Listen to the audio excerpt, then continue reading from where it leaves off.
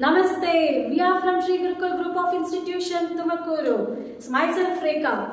Yes, all 10th standard children. This is your exam time, right? Okay. How many days left? Just 40 days. You want to score above 95%? Yes, you need to follow our 4 tips. Just 4 tips. Okay. So, what are the 4 tips? The first thing, timetable. 40 days, just 40 days, calculate the time. So, in a day, 24 hours, right? So, in a 24 hours, 7 hours, you will be in the school. You are going to get the revision from your teachers, right?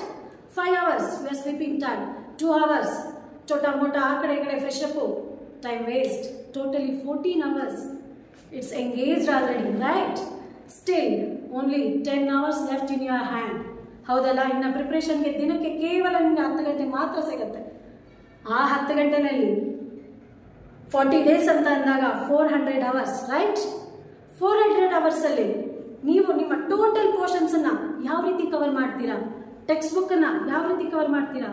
S, Kannada 21 lessons, English 20 lessons, Hindi 20 lessons, maths 17 lesson, science 16 and the topper portion SS 33 lessons, right?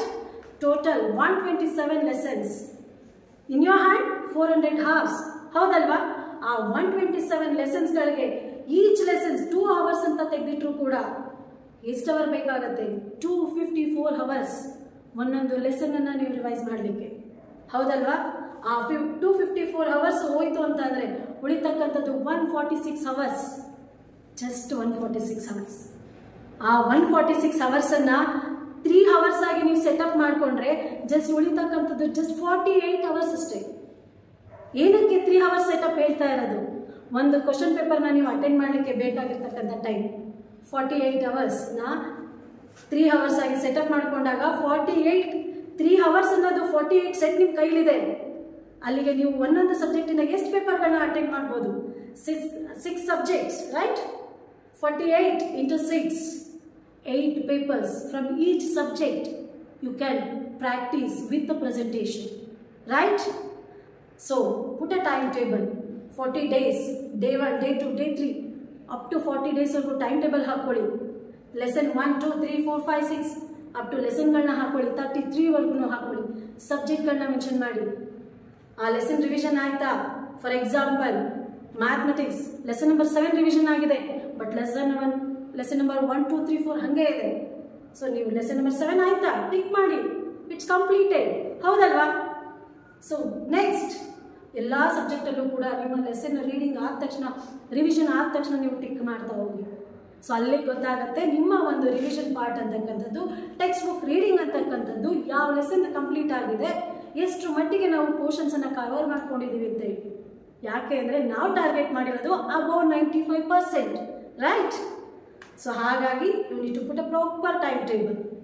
So 48 ಅವರ್ಸಲ್ಲಿ 3 ಅವರ್ಸ್ದು 48 hours ಇದೆ ಅಂತ ಅಂದಾಗ 3 hours set ನೀವು 8 ಪೇಪರ್ಸ್ನ each subject ಬರೆದು practice ಮಾಡೋದಕ್ಕೆ ನಿಮಗೆ ಟೈಮ್ ಇದೆ. ಯಾವಾಗ ನೀವು ನಿಮ್ಮ ಟೈಮನ್ನು ಯೂಸ್ ಮಾಡಿಕೊಂಡಾಗ, ಹೌದಲ್ಲ? ನಿಮ್ಮ ಟೈಮನ್ನು ನೀವು ಓದೋದಕ್ಕೋಸ್ಕರ, ನೀವು ಸ್ಕೋರ್ ಮಾಡಲೇಬೇಕು ಅನ್ನೋದಕ್ಕೋಸ್ಕರ ಬಳಸ್ಕೊಂಡಾಗ ಮಾತ್ರ ಆ ಟೈಮ್ ನಿಮ್ದಾಗಲಿಕ್ಕೆ ಸಾಧ್ಯ. So only we are telling ಯಾವ ಸಬ್ಜೆಕ್ಟಿಗೆ ಎಷ್ಟು ಟೈಮ್ ಬೇಕು, ಯಾವ ಸಬ್ಜೆಕ್ಟ್ ಆದಮೇಲೆ ಯಾವ್ದು ಓದಬೇಕು, ಇವತ್ತಿನ ದಿನ ಎಷ್ಟು ಸಬ್ಜೆಕ್ಟಲ್ಲಿ ಎಷ್ಟು ಲೆಸನ್ಸ್ನ ರಿವಿಷನ್ ಮಾಡ್ತೀನಿ, ಟೈಮ್ ಟೇಬಲ್ ಹಾಕೊಳ್ಳಿ ನಿಮ್ಮ ಸ್ಟಡಿ ಟೇಬಲ್ ಮುಂದೆ. ಕಂಪ್ಲೀಟ್ ಆಯ್ತಾ ಟಿಕ್ ಹಾಕ್ತಾ ಹೋಗಿ. ಪೆಂಡಿಂಗ್ ಉಳಿಸ್ಕೋಬೇಡಿ. ಒಂದು ದಿನ ನೀವು ಪೆಂಡಿಂಗ್ ಉಳಿಸ್ಕೊಂಡ್ರಿ ಅಂದರೆ ಅದ್ರ ನೆಕ್ಸ್ಟ್ ಡೇಗೆ ಮತ್ತೆ ಬರ್ಡನ್ ಆಗುತ್ತೆ, ಮತ್ತೆ ಸ್ಟ್ರೆಸ್ ಆಗ್ತಾ ಹೋಗುತ್ತೆ. Okay, put a proper timetable. The second tips, refer the question papers. Yes, ಎಷ್ಟು ಕ್ವಶನ್ ಪೇಪರ್ಸ್ಗಳನ್ನ ನೀವು ರೆಫರ್ ಮಾಡ್ತೀರಾ ಅಷ್ಟು ನೀವು ವಿಚಾರಗಳನ್ನು ಪರ್ಫೆಕ್ಟ್ ಆಗ್ತಾ ಹೋಗ್ತೀರಾ. ಫಾರ್ ಎಕ್ಸಾಂಪಲ್ 10 ಸೆಟ್ ಕ್ವಶನ್ ಪೇಪರ್ಗಳನ್ನ ನೀವು ತೊಗೊಂಡ್ರಿ ಅಂದರೆ 10ರಲ್ಲಿ 8 ಕ್ವಶನ್ ಪೇಪರಲ್ಲಿ ಒಂದೇ ಲೆಸನ್ ಮೇಲೆ ಕ್ವಶನ್ಸ್ಗಳು ರೈಸ್ ಆಗಿದೆ ಅಂದರೆ ನಮಗೆ ಅಲ್ಲಿಗೆ ಅರ್ಥ ಆಗುತ್ತೆ ನಾವು ಯಾವ ಲೆಸನ್ ಮೇಲೆ ಹೆಚ್ಚು ಫೋಕಸ್ ಮಾಡಬೇಕು ಅಂತ ಹೇಳಿ. ಯಾವ ಕ್ವಶನ್ ನಮಗೆ ಡಿಫಿಕಲ್ಟ್ ಆಗ್ತಾ ಇದೆ, ನಾವು ಯಾವ ಕಾರ್ನರ್ನ ಕವರ್ ಮಾಡಬೇಕು ಅನ್ನೋದು ನಮ್ಗೆ ಅರ್ಥ ಆಗ್ತಾ ಹೋಗುತ್ತೆ. ಹೌದಲ್ವಾ? So you need to refer more question papers. Question paper ಸಿಗ್ತಾ ಇಲ್ವಾ? Contact our group of institution. Yes, we have 30 set of question papers. So ಆ 30 ಕ್ವಶನ್ ಪೇಪರ್ಗಳನ್ನ PDF ಅಲ್ಲಿ ನಾವು ನಿಮಗೆ ಕಳಿಸ್ಕೊಡ್ತೀವಿ.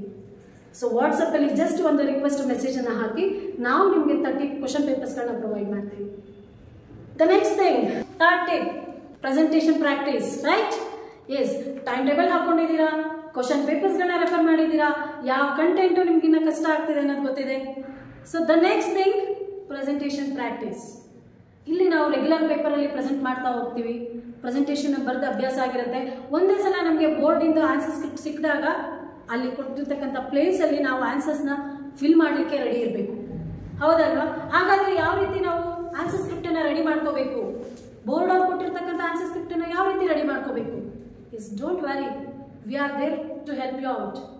ಸೊ ನಮ್ಮ ಒಂದು ಸಂಸ್ಥೆ ಕಡೆಯಿಂದ ಬೋರ್ಡಿನಲ್ಲಿ ಯಾವ ರೀತಿ ಕೊಡ್ತಾರೆ ಬೋರ್ಡಿಂದ ಅದೇ ರೀತಿ ಆನ್ಸರ್ ಸ್ಕ್ರಿಪ್ಟನ್ನು ನಾವು ರೆಡಿ ಮಾಡಿದ್ವಿ.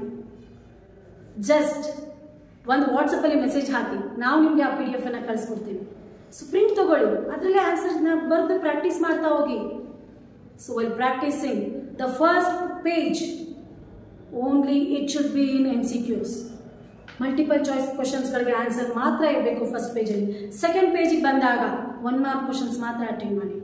From the third page 2 marks ಕ್ವಶನ್ಸ್ಗಳನ್ನ ಸ್ಟಾರ್ಟ್ ಮಾಡ್ತಾ ಹೋಗಿ. ಪ್ರತಿ ಪ್ರಶ್ನೆಯ ಉತ್ತರಗಳಾದ ಮೇಲೆ ಆನ್ಸರ್ಸ್ ಆಗ್ತಿದಂಗೆ ಪೆನ್ಸಿಲ್ ತೊಗೊಂಡು ಲೈನ್ ಹಾಕಿ ಕೀವರ್ಡ್ಸ್ಗಳನ್ನ ಅಂಡರ್ಲೈನ್ ಮಾಡ್ತಾ ಹೋಗಿ. So then it will become a perfect presentation. ಆಗ ಯಾರು ಮಾರ್ಕ್ಸ್ ಕಟ್ ಮಾಡ್ಲಿಕ್ಕಾಗಲ್ಲ. ಎಸ್, ಹೌದಲ್ವಾ? ಮನೆ ಮುಂದೆ ರಂಗೋಲಿ ಹಾಕಿದಾಗ ಎಷ್ಟು ಚೆನ್ನಾಗಿ ಕಾಣುತ್ತಲ್ಲ, ಅದೇ ರೀತಿ ನಮ್ಮ ಪೇಪರ್ ಪ್ರೆಸೆಂಟೇಷನ್ ಕೂಡ ತುಂಬ ನೀಟಾಗಿರಬೇಕು. ದ ಫಸ್ಟ್ 6 ಪೇಜಸ್ಸಲ್ಲಿ ನಿಮ್ಮ ಹ್ಯಾಂಡ್ ರೈಟಿಂಗ್, ದ ಪ್ರೆಸೆಂಟೇಷನ್ ಹೆಂಗಿರುತ್ತೆ ಅದರ ಮೇಲೆ ಆ ಒಂದು ಇವ್ಯಾಲ್ಯೂಯೇಟರ್ ಇಂಪ್ರೆಷನ್ ಅನ್ನೋದು ಬಿಲ್ಡಪ್ ಆಗ್ತಾ ಹೋಗುತ್ತೆ. ನೆಕ್ಸ್ಟ್ 7th ಪೇಜಿಂದ ಆದರೆ ಅದು ನಮ್ಗೆ ಅಂಡರ್ಸ್ಟುಡ್, ಟೈಮ್ ಬ್ಯಾಲೆನ್ಸ್ ಮಾಡಲಿಕ್ಕೆ ಮಗು ಫಾಸ್ಟಾಗಿ ಬರ್ತಿದೆ ಅನ್ನೋದು ಇವ್ಯಾಲ್ಯೂಯೇಟರ್ಗೆ ಅರ್ಥ ಆಗ್ತಾ ಹೋಗುತ್ತೆ. So you need to practise a good and proper presentation skills. Okay, so ಇದೆಲ್ಲ ಆಯಿತು. ಕ್ವಶನ್ ಪೇಪರ್ ರೆಫರ್ ಮಾಡಿದ್ರಿ, ಪೇಪರ್ ಪ್ರೆಸೆಂಟೇಷನ್ ಬರ್ತಿದೆ, ಟೈಮ್ ಟೇಬಲ್ ಹಾಕೊಂಡು ನೀಟಾಗಿ ರಿವೈಸ್ ಆಗಿದೆ, ಎಲ್ಲ ಆಗಿದೆ. ದ ವೆರಿ ಇಂಪಾರ್ಟೆಂಟ್ ಥಿಂಗ್, ಈ ಮೂರೂ ಕೂಡ ಸಕ್ಸಸ್ಫುಲ್ ಆಗಿ ಆಗಬೇಕು ಅಂತಂದರೆ it's very very important your health. ಹೌದಲ್ಲ? You should very careful about your health. ಈಗ ಆಲ್ರೆಡಿ ಬಿಸಿಲು ಜಾಸ್ತಿ ಆಗ್ತಾ ಇದೆ, ನೀವುಗಳು ಎಕ್ಸಾಮು ಅದು ಇದು ಟೆಸ್ಟು ಅಂತ ಹೇಳಿ ಓದ್ಕೊಂಡು you are not drinking more water. ನೀರು ಕುಡಿಲಿಲ್ಲ ಅಂದರೆ ಡಿಹೈಡ್ರೇಷನ್ ಶುರುವಾಗುತ್ತೆ, ಲೋ BP ಶುರುವಾಗುತ್ತೆ. Yes, so you need to maintain your health also. Drink more water. ಓದಬೇಕಾದ್ರೆ ಪ್ರತಿ ಅರ್ಧ ಗಂಟೆಗೆ ಒಂದ್ಸಲ ನೀರು ಕುಡಿತಾ ಇರಿ, ಸ್ವಲ್ಪ ಸ್ವಲ್ಪನೇ. ಅದ್ರ ಜೊತೆಗೆ ಔಟ್ಸೈಡ್ ಫುಡ್ಡನ್ನು ಅವಾಯ್ಡ್ ಮಾಡಿ. ಅವಾಯ್ಡ್ ಬೇಡ, ಬಿಟ್ಟೇ ಬಿಡಿ. ಎಕ್ಸಾಮ್ ಆದಮೇಲೆ ಯು ವಿಲ್ ಎಂಜಾಯ್. ಮನೇಲಿ ಮಾಡ್ತಕ್ಕಂಥ ಅಡುಗೆನ ನೀಟಾಗಿ ಊಟ ಮಾಡಿ, ಆಯಿಲ್ ಫುಡ್ಡನ್ನು ಕಡಿಮೆ ಮಾಡಿ, ಫ್ರೂಟ್ಸ್ ಆ್ಯಂಡ್ ವೆಜಿಟೇಬಲ್ಸ್ನ ಜಾಸ್ತಿ ಮಾಡಿ, ಫ್ರೂಟ್ ಜ್ಯೂಸ್ಗಳನ್ನ ಕುಡೀರಿ. Then you will maintain your physical health. The next, in health, mental health also very much important. Tension ಮಾಡಿಕೊಂಡ್ರೆ ಅಂದರೆ ನೀವು ಓದಿರೋದ್ರಲ್ಲಿ ಕೇವಲ 60% ನಿಮ್ಮ ಒಂದು ಮೆದುಳಲ್ಲಿ ಸ್ಟೋರ್ ಆಗಿರುತ್ತೆ. ಯಾವಾಗ ನೀವು ಟೆನ್ಷನ್ ಮಾಡ್ಕೊಂಡು ಓದಾಗ ಅಷ್ಟೇ ಅಲ್ಲ, ಟೆನ್ಷನ್ ಮಾಡಿಕೊಂಡು ಎಕ್ಸಾಮನ್ನು ಬರೀಬೇಕಾದ್ರೆ ಇನ್ನು 40% ಖಂಡಿತ ನೆನಪಾಗಲ್ಲ. ಸೊ ಯಾವಾಗ ಆ 40% ಏನಿರುತ್ತೆ, ಒಂಥರ ನಿಮಗೆ ಕನ್ಫ್ಯೂಷನ್, ಇದ ಅಂತಕ್ಕಂಥ ಸ್ಟೇಟಸಿಗೆ ಬಂದಿರ್ತೀರ. ಯಾವಾಗ ನೀವು ಪ್ರೆಷರ್ ಮಾಡ್ಕೊಂಡಾಗ, ಟೆನ್ಷನ್ ಮಾಡ್ಕೊಂಡಾಗ. ಪ್ಲೀಸ್ ಬಿ ಆರಾಮ್ಸೆ, ಕೂಲಾಗಿರಿ ಎಕ್ಸಾಮ್ನ. ಯಾಕೆಂದ್ರೆ ನಿಮ್ಮ ಟೈಮ್ ಟೇಬಲ್ ಪ್ರಕಾರ ರಿವಿಷನ್ ಮಾಡಿರ್ತೀರಾ, ಕ್ವಶನ್ ಪೇಪರ್ಸ್ಗಳನ್ನ ರೆಫರ್ ಮಾಡಿರ್ತೀರಾ, ಪ್ರೆಸೆಂಟೇಷನ್ ಸ್ಕಿಲ್ನ ಪ್ರಾಕ್ಟೀಸ್ ಮಾಡಿದ್ದೀರಾ.